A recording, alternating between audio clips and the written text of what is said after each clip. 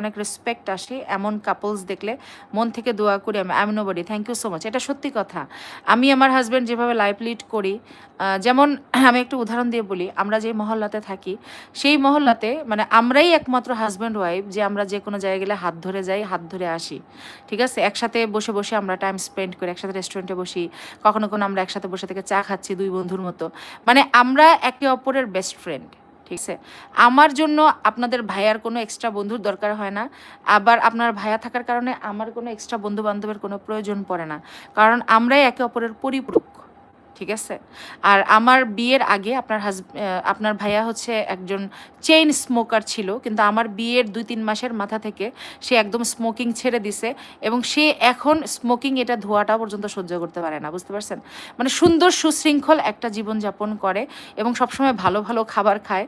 মানে ফ্রুটস খায়, দুধ খায়, ডিম খায়।